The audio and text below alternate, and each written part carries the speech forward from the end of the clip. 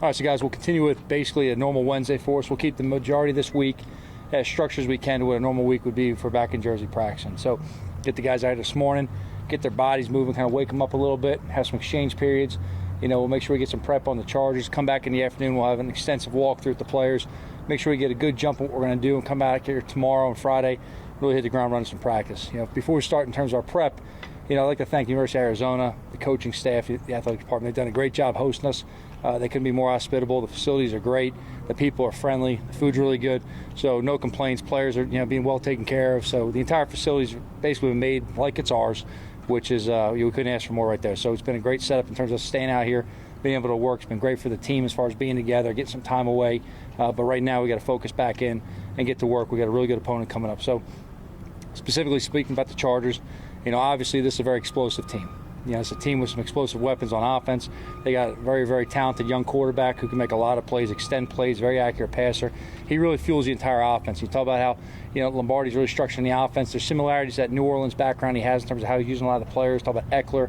There's similarities to either the Sproles, Ingram, Kamara type comparison, but really doing a good job getting this guy in space, getting him on linebackers, creating catch and run opportunities.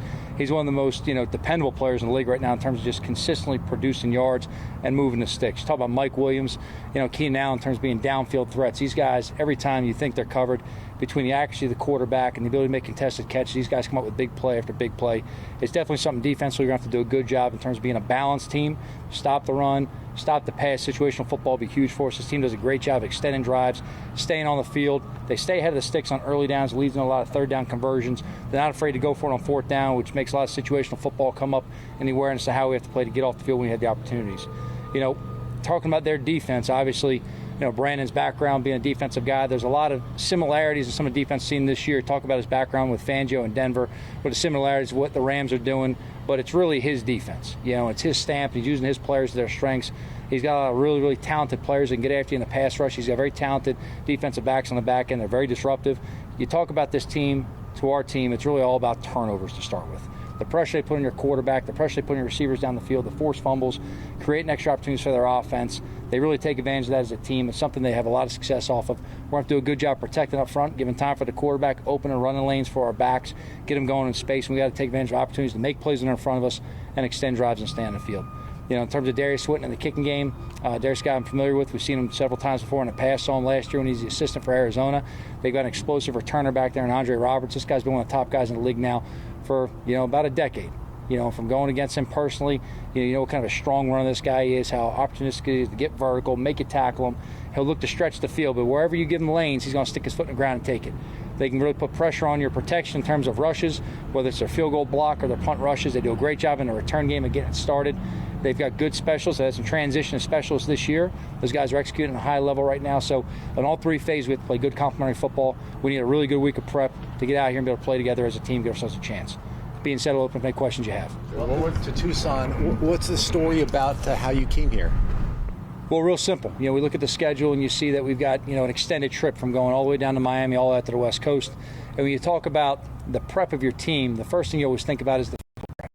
And there's a lot of just lag time and, wear and tear goes on our bodies throughout the year, but especially when you start piling on those long flights. So to fly all the way down to Miami, fly all the way back to Jersey, fly all the way out to the West Coast, that's something that over a course of a week, there's extra put on their bodies. You want to go ahead and eliminate as best you can. We thought it was best for our team physically to go ahead and keep them in the heat, going from Miami, come out here to Arizona before we go to LA. That's a stadium that, from playing it last year, we found out it's a warm stadium. It's kind of a greenhouse effect at that glass ceiling, really locks that heat coming in right there.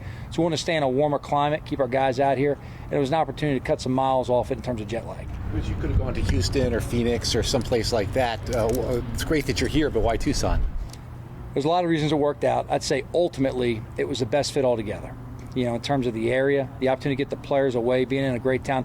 There's something about a college town in terms of just the atmosphere and just kind of a lighter feeling. It's good sometimes to give the guys a break, get them back in that atmosphere, get around some college athletes. The intermixing of the players sometimes in these situations is really invaluable.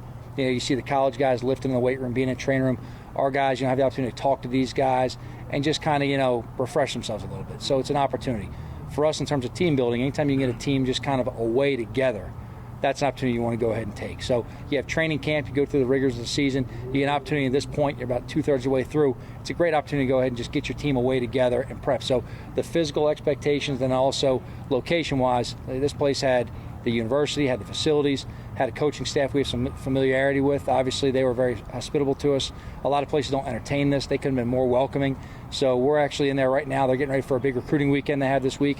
We're doing a good job really working together on sharing copy machines and, kind of snack rooms and coffee machines, things of that nature. But it's been really good. There's guys in the office who have played for the Giants, who have worked in the league before. There's a lot of familiarity in this business. So it's a small world when you get together, but I'll tell you what, it's been really good so far working with them. Has Daniel been going through any more further tests, and is there any update on his He status? has. In terms of the updates right now, he still hasn't been clear for contact. He'll continue to go through practice. He did last week. He'll throw with the team. He'll move. He's in all the meetings. We'll see if anything changes in terms of his status, but he's not been clear for contact yet. Anything behind? I'll come back to answer our question. Anything besides the neck strain at this point? The diagnosis really is on the medical team right there, but he's dealing with a neck right now. We'll see where that goes. So he's had obviously evaluations right after. Now he's had more. So what are you thinking something can change, or is it no timeline still? There's not an immediate timeline. This could change quickly. It could change over time. Talking to the doctors and the medical team, there's some things they're just waiting in terms of just make sure that he's cleared for contact. So when it comes to necks, backs, things of that nature, look, we're not going to take any risks with our players. Can you rule out season ending yet, or there's nothing at this point that we've been told that would indicate this would be season ending. How optimistic are you that he'll return possibly next week? I'm optimistic about it every week. So knowing that he's out here working with us, that's a good sign. If he wasn't on the field, if he wasn't clear to go out there and throw and do the physical activity and the moving, right now it's more about the contact. So once the doctors give us that green light, then obviously we'll push forward with it. How is he handling this? Again, not to speak directly for Daniel, I know that he's a guy that always wants to be out here. He's trying to be as patient as can be, and he's definitely a team-first guy. So he's good for the other quarterbacks in the room in terms of helping them with their prep, but at the same time, he's preparing like he's going to play as well. So I'm not saying it's easy for him. I think Daniel does a very good job of kind of, staying very level and keeping very collected. When he has something to say, he can walk in my office and vent to me at any point, and we can talk it on through. But in terms of being around the other players and the team, he keeps it very even keel. Are there long-term concerns associated with this potentially? Well, I think that's part of the caution right now going into it, so we don't create a long-term concern. Joe, where do you guys stand quarterback-wise going out today? Will Jake be getting most of the first team Jake reps? will get the majority of the reps today. Mike's still in the protocol. He's moving along at that pace. We're optimistic he's going to be fully cleared and get ready to play. Mike will be with the trainers for the most part of the morning walkthrough. He'll do some things with us. In the afternoon, he'll be back out here and active through the walkthrough. Tomorrow will be a non-contact practice, which, to be honest, for all of our quarterbacks, really every practice on Thursday is non-contact. Friday will be a practice he should be cleared full for. Again, the contact portion for a quarterback on Friday is lighter. We'll have to put him through some design drills to make sure he's safe to go out there on Sunday, just as we did with Daniel earlier in the year coming off the Dallas game. In terms of, the involvement of the quarterbacks, we're preparing, all the guys involved, especially, Mike coming off the protocol. Jason get the majority of the reps today, Lewerke, and then Thorson's rejoining us as well. He's actually working right now just with the COVID issue, which we've had no new tests. There's been no new positives, but Thorson's actually working remotely for the meetings, and then he'll be in person with us for the practice. Do you expect Mike to start then on Sunday? Assuming everything clears the protocol, I would. And we have nothing at this point that would say he wouldn't clear. So we'll wait and see where that goes. But we're going to prepare Jake as if he's a starter today. And Mike, just to be clear, you want Mike to start, right? He's experienced. He's not like you're interested. I want to see Jake or anything like that. If Mike's healthy and cleared, he's the starting quarterback. At this moment, if Mike was healthy and clear, we expect Mike to start. In terms of Jake, this is a really good opportunity this week to see him practice and prepare and get a further look at him. What's your evaluation of Gary Brightwell? He's somebody who went to the University of Arizona, running back here. Was on a tough team last year, but made the Giants and playing on special teams and backing up Saquon. How's he doing so? He's doing a really good job for us. Gary's a guy that, when we drafted him, the idea with Gary is bring him in. He's a guy who can be an impact special teams core player in this league for a long time, develop as a running back. Can he give you a backup depth? Can he eventually be a starter? He'll grow in that role and kind of define that for himself, but all the while he's developing as a running back, he's a guy that should be an impact player in a kicking game. You need these players on your roster. When you fill out the roster, you ideally want to carry 3 to 4 running backs, and that third and fourth running back have to be impact in the kicking game.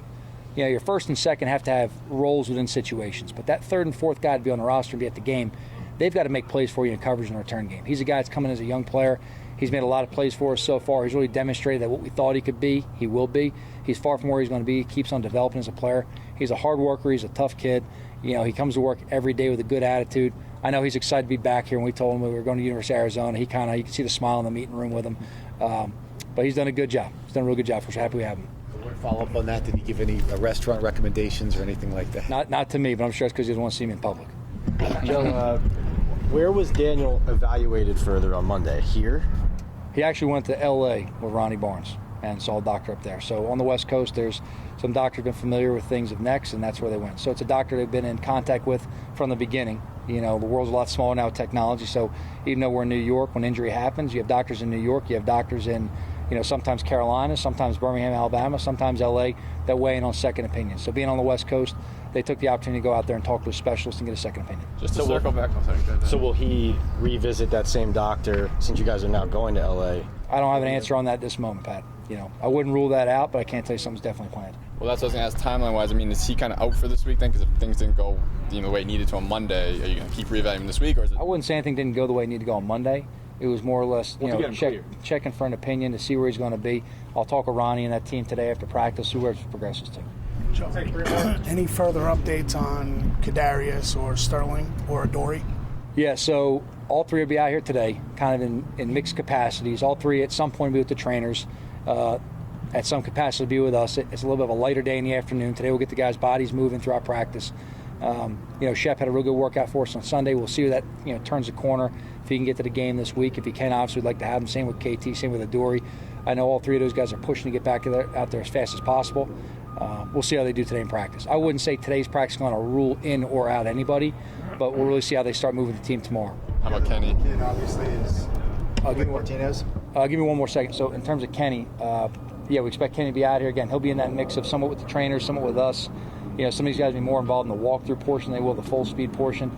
But we expect Kenny to go through practice this week and push through his game. The other local kid, obviously, Blake Martinez. What has he meant to the organization, and really what has the loss of him meant to the organization? Well, I think Blake's made an impact on and off the field just through how he works, prepares, and performs. He's definitely a leader. He's been voted a captain now multiple times by his teammates. Blake's a guy he's very intelligent. All right, he sees the big picture. He's a guy that's been on numerous teams at different spots.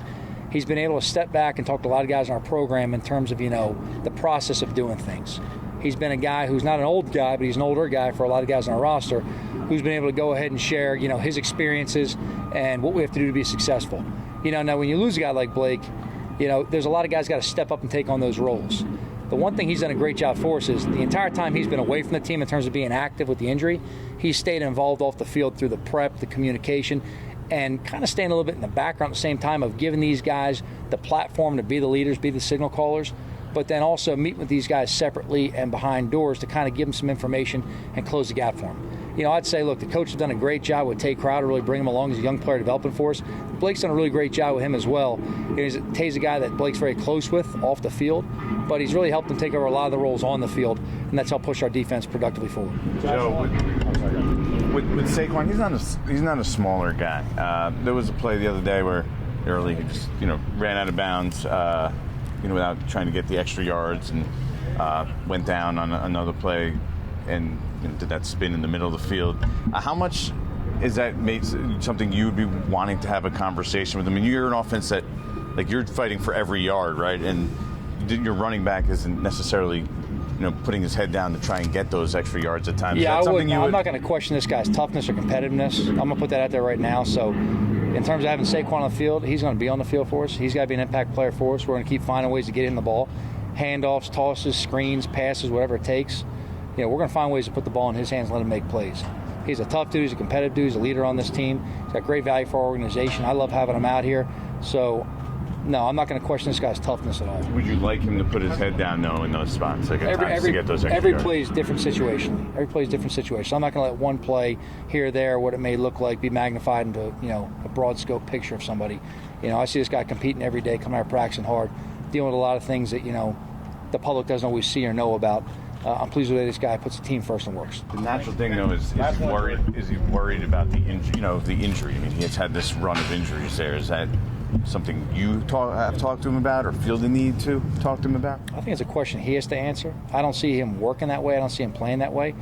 When there's time for certain players coming out of games with bumps and bruises, we may kind of pull back on them naturally. But that's not something that I've ever seen Saquon pull himself back. I've never seen him tap out of something. I've never seen him look for an excuse or an avenue to get out of work. So in terms of the approach, I see the guy coming to work every day and pushing forward. And that's what we ask of our players. Thanks, Dave.